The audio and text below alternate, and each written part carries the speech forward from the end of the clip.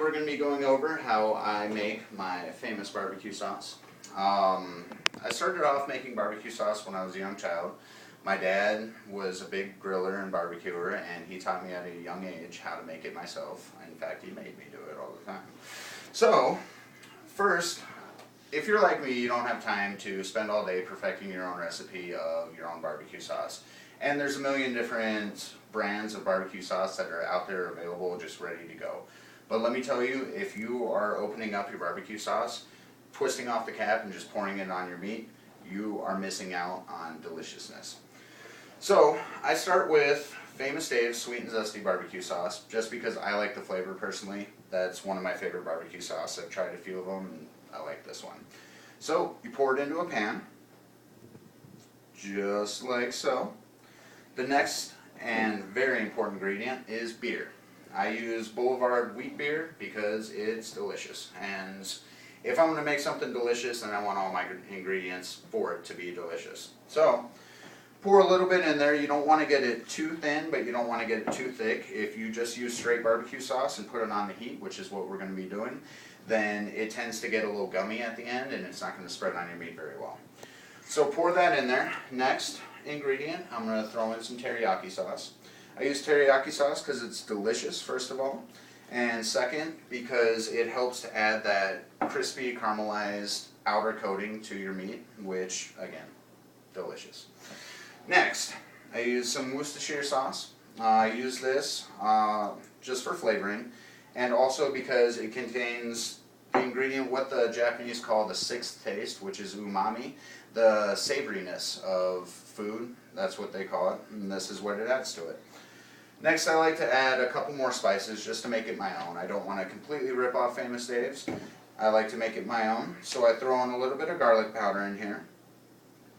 I'm a huge garlic fan. It's delicious again, and it wards off vampires, which is another nice little bonus there.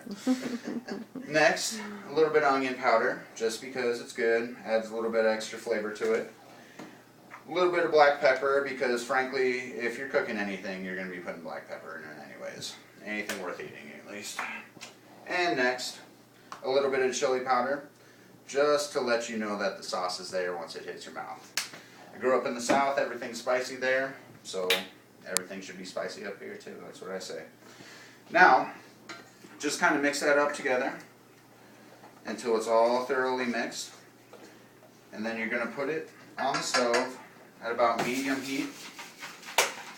You're going to keep that going for about 10 minutes or so. Usually what I like to do is start the barbecue sauce, get it all prepared, ready to go, and then turn on the heat as soon as I put the meat on the grill. The meat cooking time and the barbecue cooking time kind of coincide perfectly, so by the time that the meat's ready to be barbecued, the barbecue sauce is ready to be put on the meat. Now, another key factor of making good barbecue is going through a barbecue cycle. I do 3 separate coatings of the barbecue sauce. Now, what you'll go out and do is get your barbecue sauce, get your little paintbrush that you can get at Walmart or any kitchen supply store. Now, just mix it in there and just brush it across like you're painting a picture.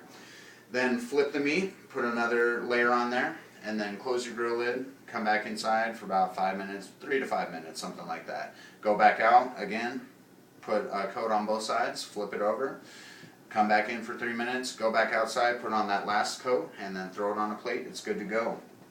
Now, as you can see with the finished product over here, see the glisteniness and the little bit of caramelization on the outside of it makes it crispy, delicious, and will definitely benefit your barbecues in the future. So, again, in summary, you can use any type of barbecue sauce you'd like, but make sure you mix it with a little bit of beer, and it's got to be hot when you put it on the barbecue sauce, or when you put it on the meat itself. And from now on, if you guys go out and buy a bottle of barbecue sauce and just open up the cap and put it on the meat, you're doing it wrong. Alright, thanks guys.